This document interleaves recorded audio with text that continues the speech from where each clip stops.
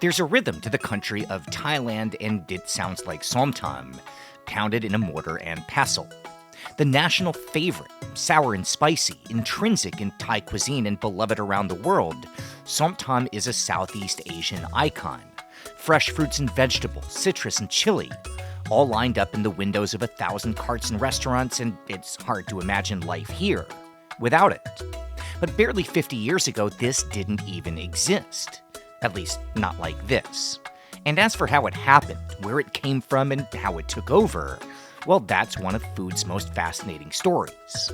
So today we're on the trail of Som Tam, trying the best versions, talking to the legendary masters, and tracing the path of a humble salad that is most definitely humble no more.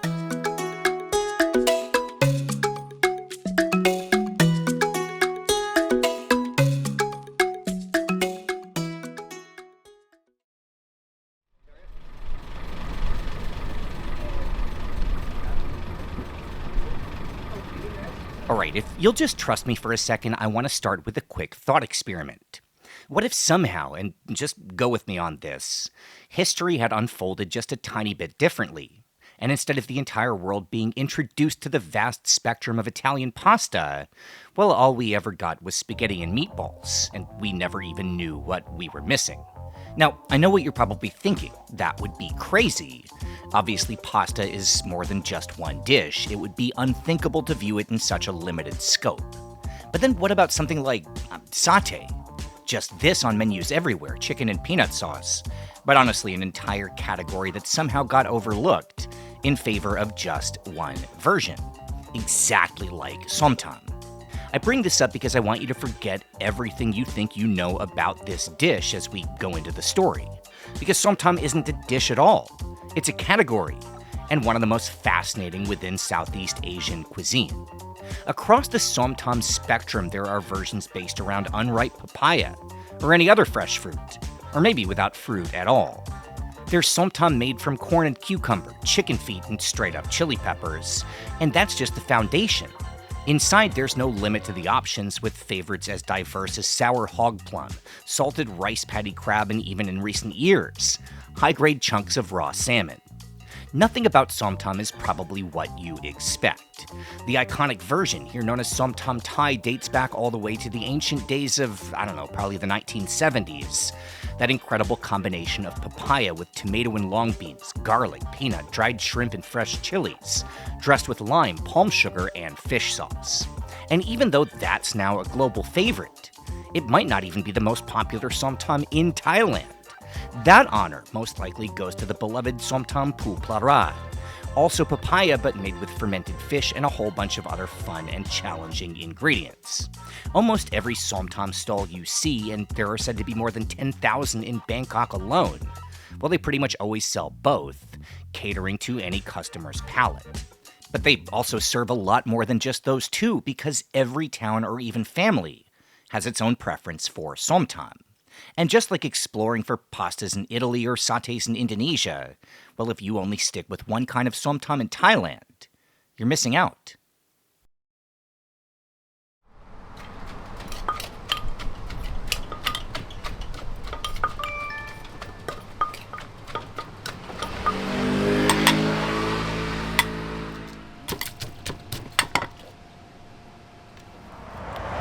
ไอ้ส้มตำเนี่ยนะคนทุกคนเนี่ยมันจะกินรสชาติไม่เหมือนกันแต่ว่าเราเป็นคนภาคกลางเนี่ยเราก็จะตำแบบคนภาคกลางอ่ะแต่ถ้าเป็นคนอีสานมาชิมของป้าเขาก็จะบอกว่าไม่อร่อยแต่ถ้าเป็นคนภาคกลางมันก็โอเคอ่ะแล้วก็ปรุงไปเปรี้ยวเค็มหวานเผ็ดนิดนึงก็จบแค่นั้นแหละไม่เยอะไม่แยะ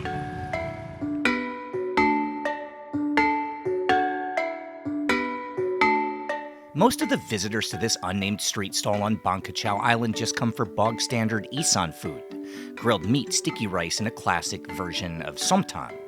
But if you ask, well, you'll be rewarded with the chef's specialty, Som Tam with young coconut. Not the meat, but the wood from the tree itself, still soft and not fully grown. It's obscure even within Thailand, but on this island, it's just a way to use local ingredients, served alongside the crowd-pleasing favorites. อันนี้ปูปลาร้านะปูปลาร้าก็มีกระเทียมพริก ถั่วฝักยาวมะเขือเปราะมะเขือเทศปูแล้วก็น้ำปลาร้าที่มันสุกแล้วอันนี้คือเซตนี้อันนี้ตำไทยก็มีเหมือนกันมีกระเทียมพริกถั่วฝักยาวจะเป็นถั่วลิสงด้วยแล้วก็กุ้งแห้งแล้วก็นั่นแหละไอ้พวกเครื่องปรุงก็เป็นมะนาวน้ำตาลน้ำปลาอันนี้คือจบนะโอเคอันนี้ตำยอดมะพร้าวไข่เค็มก็มีกระเทียมพริกถั่วฝักยาวมะเขือเทศแล้วก็ถั่วลิสงกุ้งแห้งแล้วก็ใส่จากมะละกอเนี่ยเปลี่ยนเป็นยอดมะพร้าวสับแล้วก็เติมไข่เค็มไปอีกลูกหนึ่งเด็ด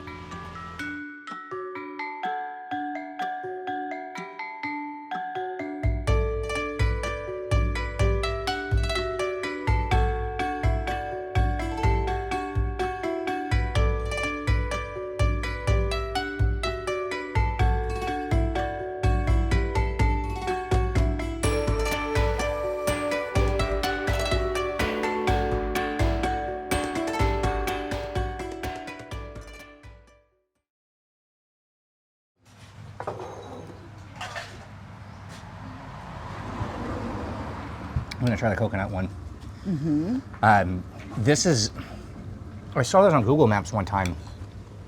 You know, if you watch the channel, you know that Daria and I spent a lot of time here on Bangkok. You know, it's kind of our home away from home. It used to be before we got busy with the channel and we were here every weekend.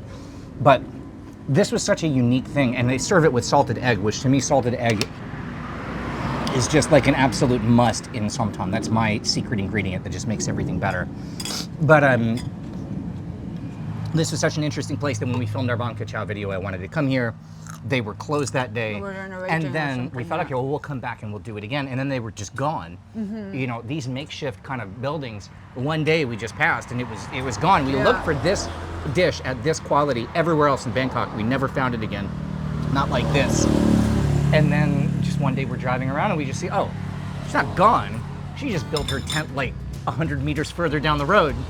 And so yeah, I'll put the pin in the comments, but this is a great place to stop if you're already in Bangkok. Yeah, it's great. You guys need to eat. A lot ahead of us. A lot of Som Tams.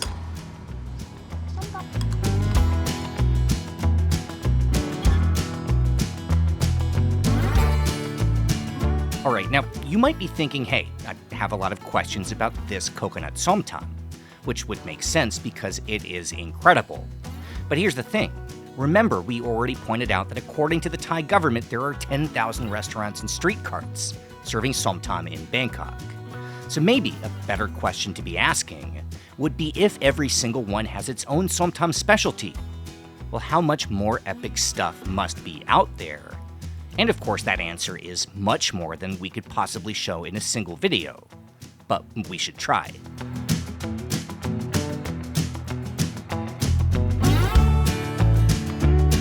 As we make our way to our next destination, if you don't mind, bear with me for one more quick digression into how little we know about anything. Now, in the beginning, we talked about how some dishes become famous and others stay obscure, even within the same category. But what's much more interesting is why that happens, and how much luck plays a role in the process. I'll give you an example to show you what I mean. In 1853, the Emperor of France, Napoleon III, became engaged to Eugenia de Montijo, a minor noble from Granada whom he fell in love with at a party. After the wedding, she moved to Paris, and as the new queen, she brought her own cooks from her hometown. In the palace kitchen, they prepared a Grenadian cold tomato soup made with leftover bread, something called gazpacho. This would catch on with nobility and spread across Europe, but to this day, there are 1,000 kinds of gazpacho, each unique to different parts of that region.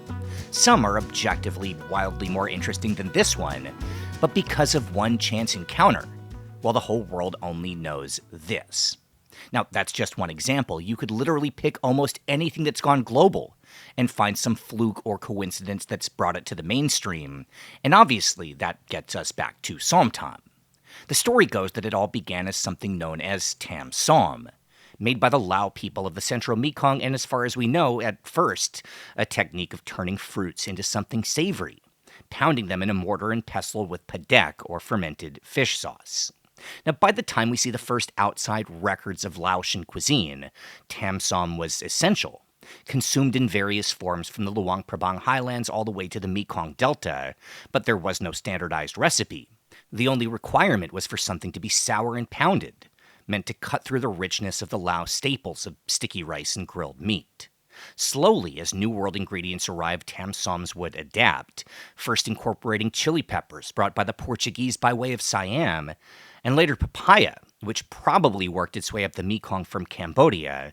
Just a guess, but based on the fact that the Lao word for papaya, makhung, is a loan from Khmer. Anyway, I'm going to fast forward because we've covered this before, but in 1828, the Lao kingdom of Vientiane lost a war against the Siamese, and the territory was demolished. Every survivor forced across the border into what's now Isaan, northeast Thailand. To the Thais, Isaan was relatively unimportant, a vast swath of land mainly useful as a buffer against European colonists. So Lao culture and cuisine survived intact. But over the next 150 years, every town and settlement evolved in its own ways, divided by the empty space of the Korat Plateau. And everyone, everywhere, had their own take on a sour and pounded salad. At some point by the early 20th century, Thai cooks had become aware of this dish as it shows up for the first time in a palace recipe book in 1935, named as Som Tam, an inversion of tam som.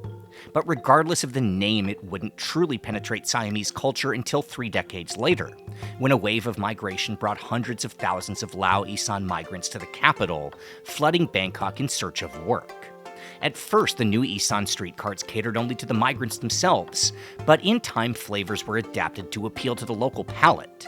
And Thais began to enjoy specialties like lab, gayang, and of course, som tam, toned down and presented more like a traditional yum or central Thai salad. Now, yum is something that dates all the way back to the Ayutthaya kingdom, noble and beloved, and a flavor profile based around lime, palm sugar, fish sauce, garlic, and chili. This would be the template for a variation of Som Tam, meant to appeal to upper-class Thais. It would be sold at Old Town street carts by Isaan migrants, but by accident, it would also appeal to foreigners, drawn by the bright colors and vibrant flavors and the pounding of the mortar and pestle. In the 1990s, when the Thai government started working on a new program to invest in promoting the cuisine abroad, Som Tam made the cut. Not the, quote, real stuff, but the style that was now a sensation sold around Bangkok's tourist landmarks. By now, there are countless shops around the world selling that dish. But the real rewards are to visit places run by migrants from Isaan, making their own family recipes. And maybe the most revered is this shop known as Som Tam Jay So.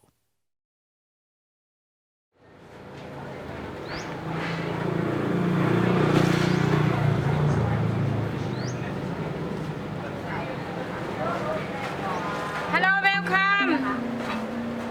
Hello.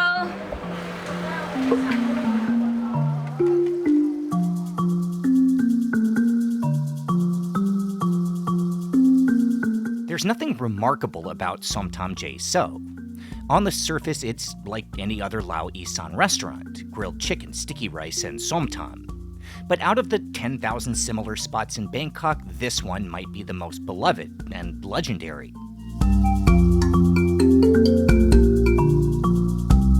It started back in 1998 when Jay So, at the time a migrant worker from Yasothon province in the far reaches of Isaan, was laid off from her job at an office. So she took her last savings and opened a street cart, which within a year would turn into this location. Over the next quarter century, her Som Tams would earn the heart of Bangkok, become a noted favorite of Mark Wiens, and even get showcased in stories by Vice and other media outlets. Jay So would cook and win on Thai Iron Chef, and to so many here in town, she's the standard for making a proper Som Tam.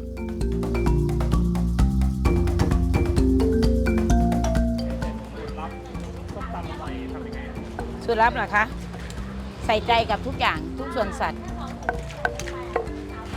เราต้องชิมก่อนนะคะไม่ชิมไม่ได้มันไม่ได้มาตรฐานตามรสชาติที่ลูกค้าสั่งมาต้องชิมแต่ละคนกินไม่เหมือนกันค่ะแต่ละคน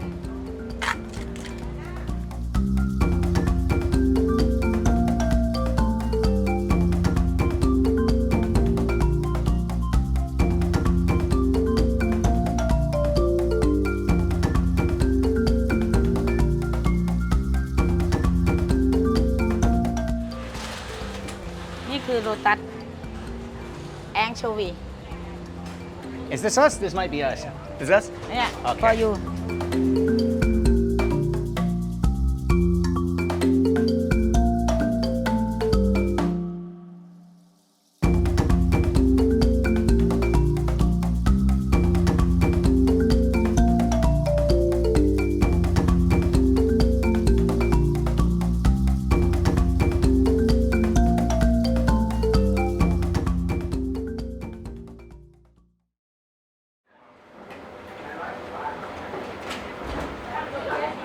In this country, there were some signs that you're about to have an amazing meal.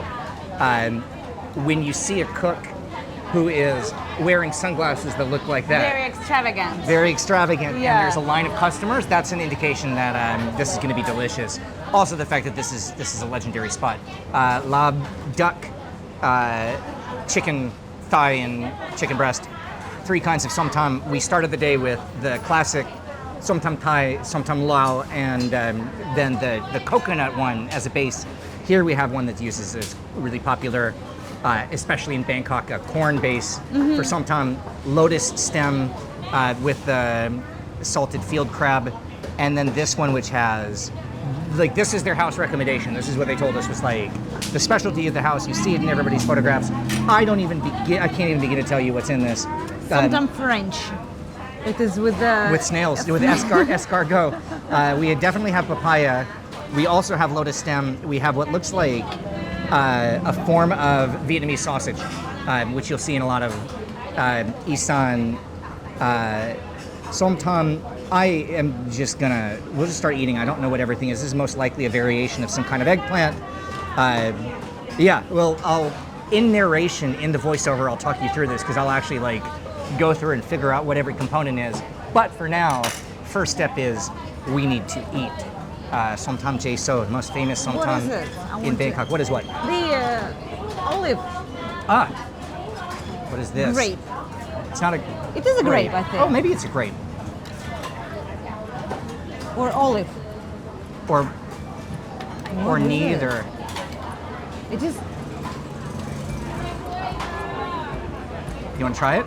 You want me to try it? you try it first Ooh. Ooh. It's a pickled grape. That's amazing.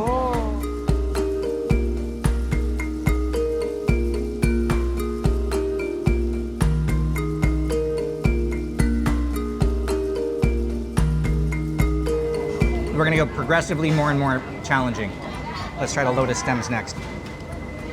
You can tell by that dark color that that's gonna be made with the the sort of plaraya or the padak, the Lao fermented fish sauce.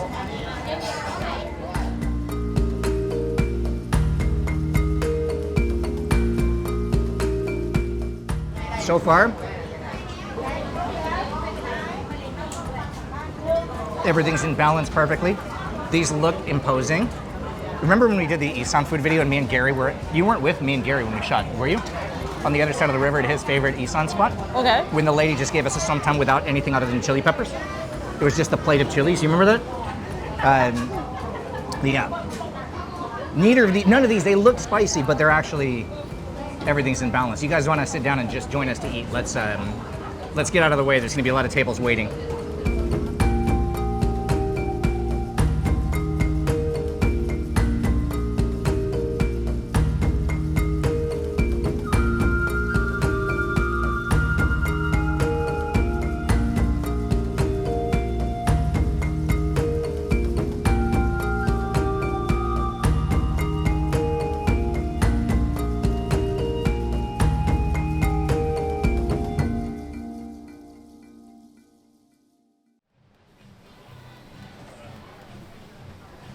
So it's been, I should have checked.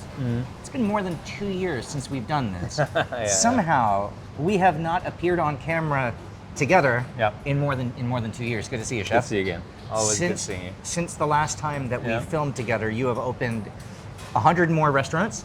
Yeah, I had to bring back some money and kill the debt that's from COVID. Or build more debt, whichever you want to look at it. If If you've watched this video so far and wonder if the rest of the world's ever going to catch on to the fun diversity of Som Tam, well, the answer is ask Chalee Kader, the Michelin-starred evangelist of the food from Thailand's northeast, and one of a handful of pioneers presenting Isaan cuisine in all its spicy and funky glory to an upmarket audience. It even goes to an extreme at the legendary 100 Maha set, where when a customer comes in, they don't even have the option of staying in their comfort zone.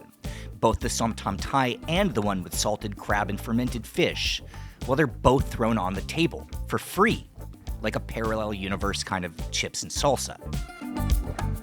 When you sit down at the table and you order, you don't have to order the Som Tam because you're presenting every customer when they arrive with two versions. Yeah. Why do you do that? Why do you show both of them? And that's something that you think people have to have. It's a garnish on the table. Yeah, I think we just put it out there because we don't want people to order it, and then we just feel like this is how we like to eat our Som Tam.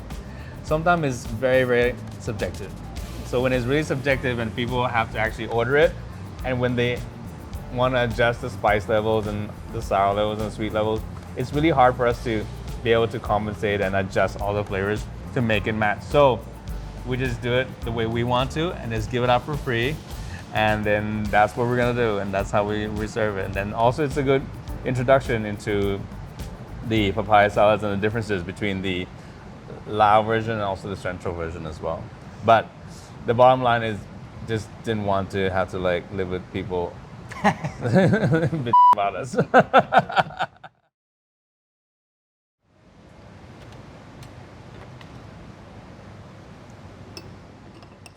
A few months back, Chef Chalee opened this place as a collab with another Bangkok legend, Gagan Anand, the mad scientist behind what's currently Asia's #1 ranked restaurant.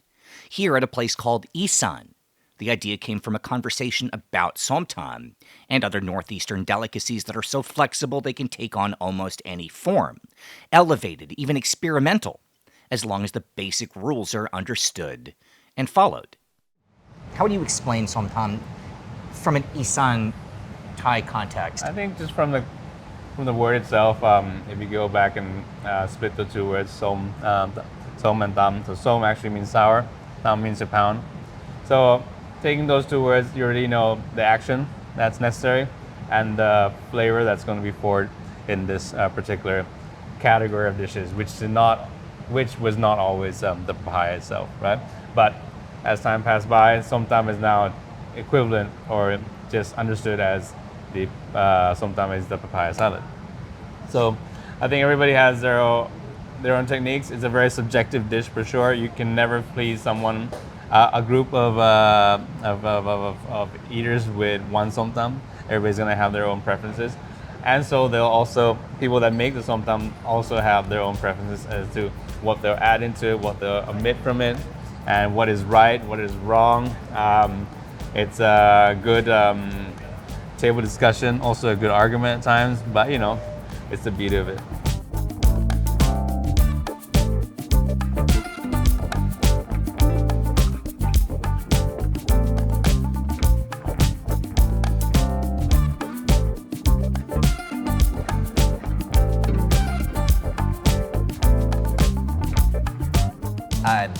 Let's talk about the four that we have on the table right now. So what do we have? So on the rightmost side, we have the Tam Lao. So the Tam Lao is the one with the plara, obviously, and we start this off with some chili. Also add a little bit of dry chili in there as well for the dry heat and also for the fresh chili heat. Then we'll have some tomatoes in there, a little bit of the eggplants, and then pound it with the the papaya, and then on top we'll finish it off with the katin, which katin in English is katin acacia. Yeah, the acacia leaves. Acacia, yeah. So acacia on top. This is never going to be sweet forward, actually, but these days a lot of places are very sweet forward.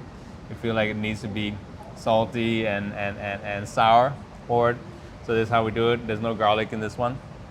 And then moving on to the central version or the Tam Thai version. That was found in the recipes from the Yellow books, the recipe books as well.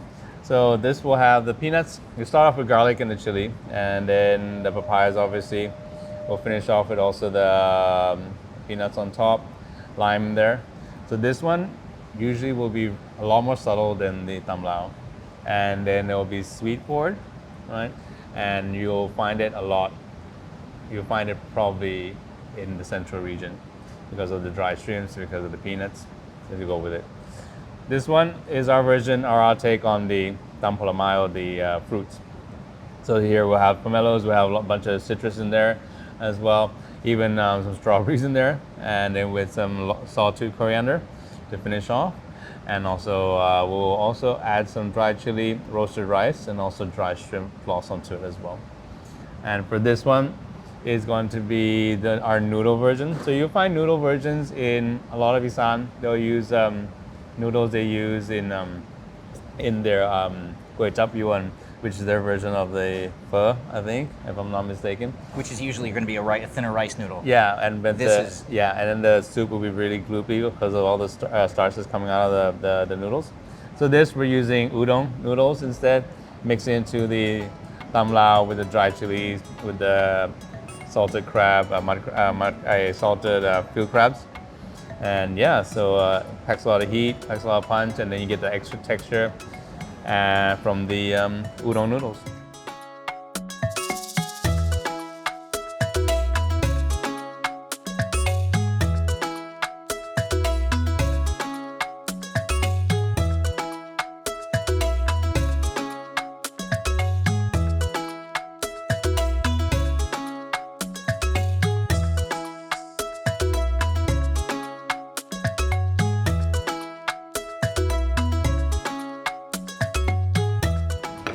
Let's give this a try. I mean, this is a classy restaurant. I'm gonna use a spoon.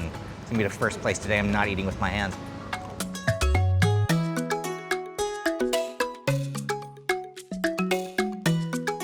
The sticky rice part, yeah, you need to like actually hold it and then make it into like a ball. To eat this with sticky rice. Yeah. No, I mean that's okay. I'm educated on that much. I can make my sticky rice. All right, we're gonna do that just so I don't feel like a complete piece of shit.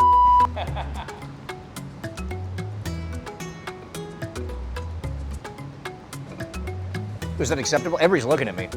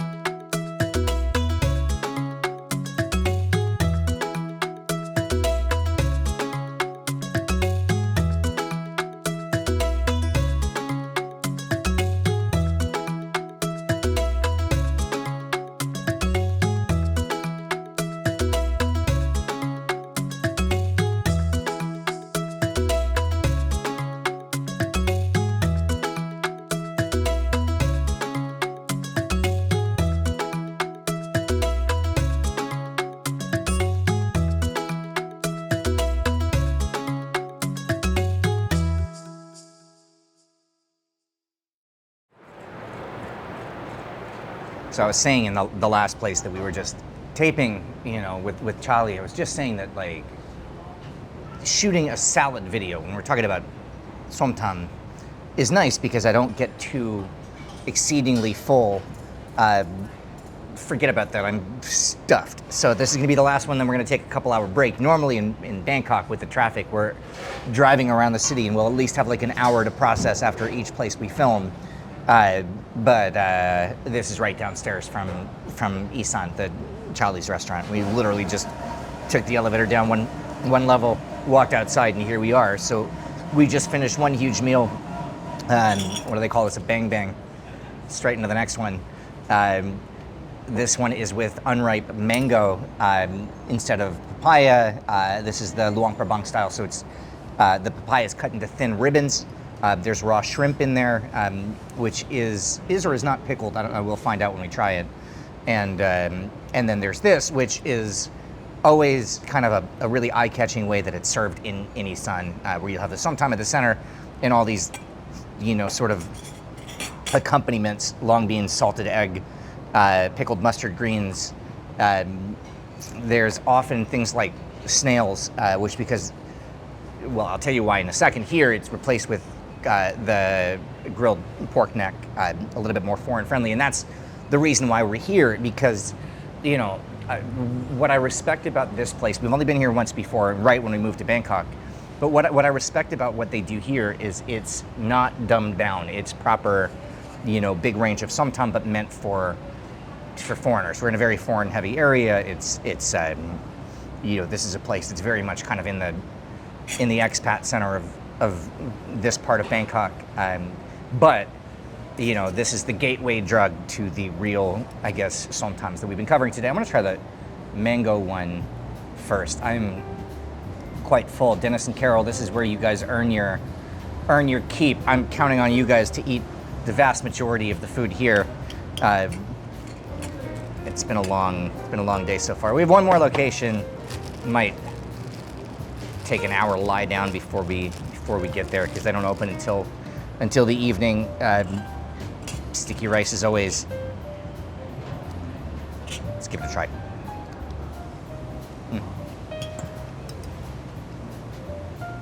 That's actually really good.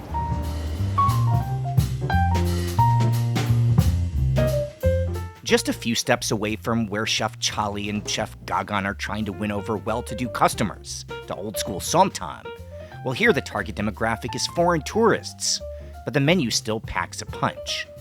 This might not look like where you'd expect to find backpackers after a night of partying on Soi 11, but that's exactly the idea. I mean, literally, since the owners of this restaurant also own half the bars on Soi 11.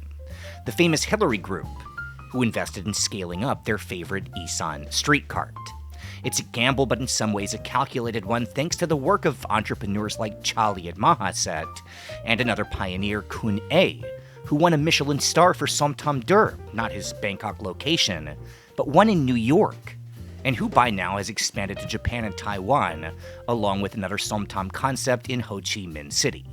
Slowly, the idea of what Som Tam is might be starting to change, not enough to alter the worldwide perception of the category yet, but it is a start.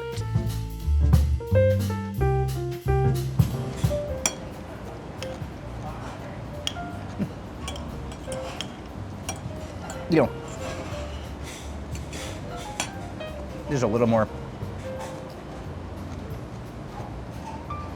sugar in that than you traditionally expect, because it's foreigner-friendly location, but still has the heat. All right, one more to try.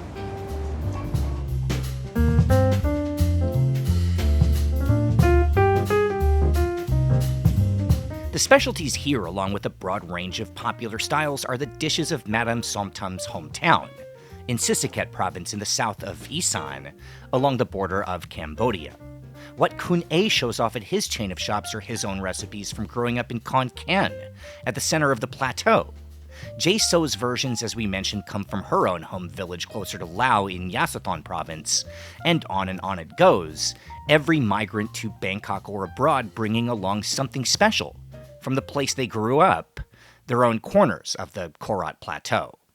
Now, as Som Tam has become established as a worldwide favorite, there's a lot of argument over who should get the credit. It's a dish, or category, popularized on Thai menus, but until the 20th century, it was entirely the domain of the ethnic Lao on both sides of the Mekong. The debate about Som Tam, like most annoying nonsense, was limited to dark corners of the internet, when the only versions anyone knew was this, because this is Thai. Yes, the famous Som Tam was influenced by Lao traditions, but I mean, this was inspired by German sausage patties. But good luck arguing that the burger isn't American.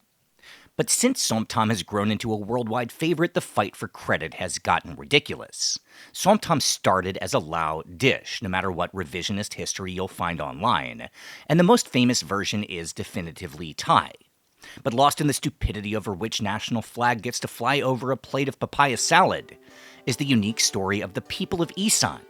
Because for 150 years they were on their own, refugees thrown into a vast and unforgiving landscape, and made to start from scratch, finding ways to survive and thrive and adapting their recipes to their new environment, innovating, creating not just irrigation and population centers, but also incredible tastes and flavors, and growing Lao Tam Som into a category that would take a lifetime to truly explore.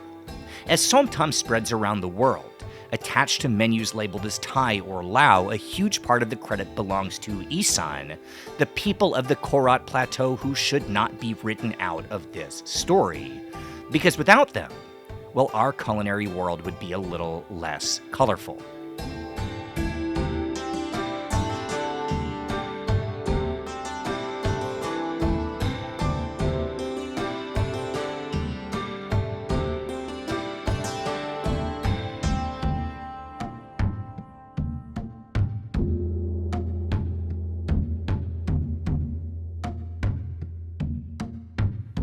When we made our first video on Isaan food way back in 2023, we finished that story by pointing out that in a city with 10,000 similar options, it's not always about finding, quote, the best.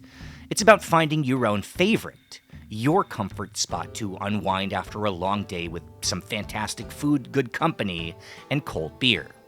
In the 2.5 years since then, well, that idea hasn't changed, and neither has our choice for where we go when we're off camera. Maybe the only thing that has changed is that a lot more people seem to agree with us, as what was once our go-to street cart, just a couple folding tables in front of Klong Toi Market, well, it's expanded, and now, well, it's a full-fledged restaurant.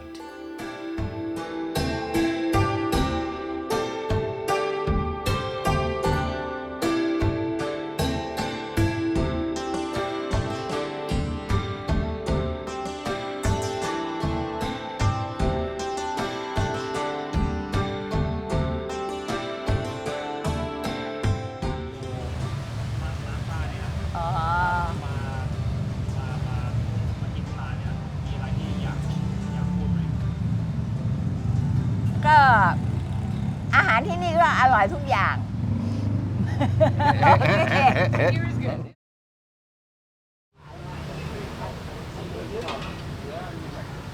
ก็ใส่เครื่องให้มันเท่าๆกัน ก็ใส่เครื่องให้มันเท่าๆกัน แล้วพวกรสชาตินี่มันก็จะนัวถ้าใส่อันไหนเยอะ สมมติว่าใส่น้ำตาลเยอะมันก็จะออกหวาน ถ้าใส่ให้มันพอดีกันน่ะ มันก็รสชาติมันก็จะนัวขึ้น เหมือนกันเนี่ยตำปูปลาร้าอะไรพวกเนี้ยก็รสชาติมันก็จะนัวขึ้น ใส่ให้เครื่องมันเท่ากัน ก็เชิญมานะ ร้านนัวริมทาง มีทุกอย่างมีสเต็กมีลาบเป็ดไก่ย่างปูปลาร้าตำแตงตำถั่วตำไทยลาบน้ำตกคอหมูย่าง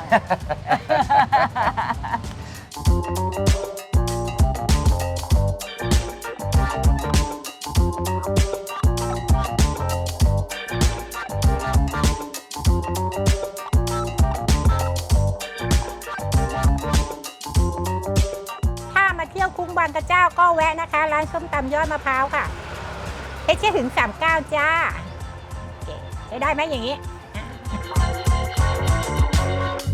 ส่วนเพื่อนๆชาวต่างชาติมาทานอาหารที่ร้านมาดามส้มตำได้นะคะรสชาติอร่อยถูกใจต่างชาติและคนไทยด้วยค่ะ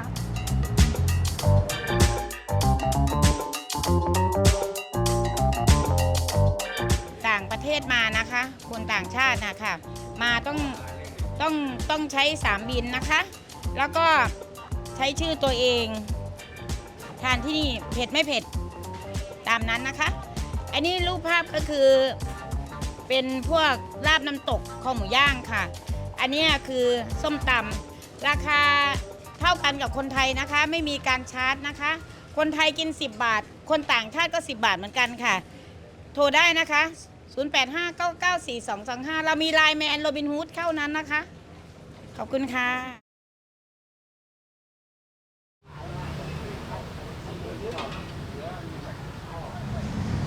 All right, so we taped here in May 2023, and Since the last time that we filmed at this restaurant, we have met the owner at Klong Toi Market, and we've also been here, you and me, 100 times. Many They've times. renovated, they've expanded, they've changed the menu, they changed the menu have a again. roof now. They have a roof, they have this chicken in a clay pot, which, insider secret, it looks like they crisp up in the air fryer, which is the reason why it's so addictive. They are sponsored by Leo now. Are they really? Well, I mean, they have a sign. They have a sign. No, they have like Leo girls. So the drinking. that's true, actually. Last time we were being fed Leo beer against our will. All we did was order Leo beer, steak, chicken. Daria, you can start. You start as I know. Well, don't take it from me. And then 3 kinds of Som Tam. We have the beef spicy salad. We have the duck lab, and the Som Tam Thai, the classic. Som Tam Korat, and they have a million other kinds. So I got one with cucumber because we haven't done that yet today. But it still fits the. Here you go. Still fits the category as Chalee explained it to us of what is a Som Tam. But the reason why we wanted to finish here, we had a couple more places planned, but as you can probably see, we had a rain interruption. It was just like it's the last gasp of the Bangkok rainy season, and we got hammered. But you know, Som Tam overseas might be just a dish to order at a restaurant, at a Thai restaurant. But here in Bangkok, you know, or obviously in Isaan or in Lao, what it really is something that you have in this environment, sitting outside, you know, with a cold beer, some sticky rice, some grilled meat, and yeah, that's what this is all about. And you know, if you want to find it in its original form, you know Really good. what a real Som Tam is supposed to be, you come to a place like this. Fun shoot today. It's nice to just eat. You know, we've had a lot of we keep doing these, like back when we came here last time.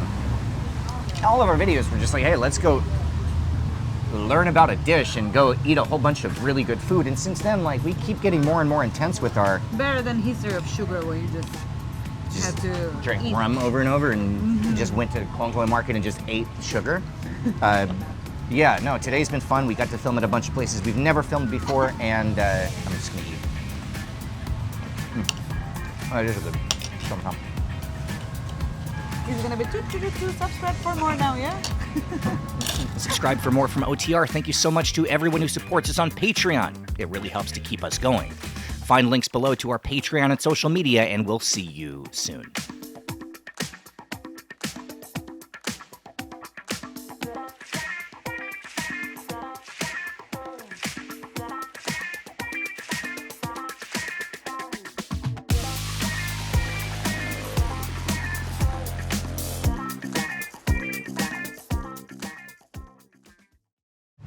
When you see this magnificent cut of steak, and you think to yourself, oh man, these guys, OTR, you know, we must be rolling in money ordering a steak like this.